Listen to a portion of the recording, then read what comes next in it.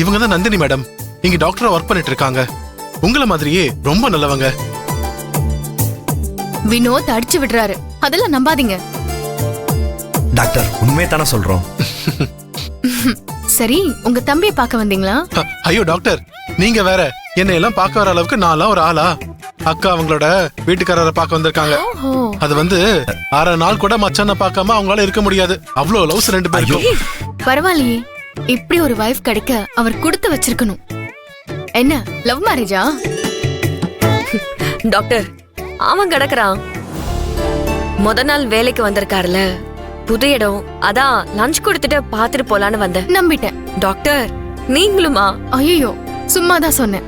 இல்ல, இவருக்கு இந்த வேலை புதுசு, பழகுற வரைக்கும் கொஞ்சம் பாத்துக்கோங்க. நீங்க கவலைப்படாதீங்க.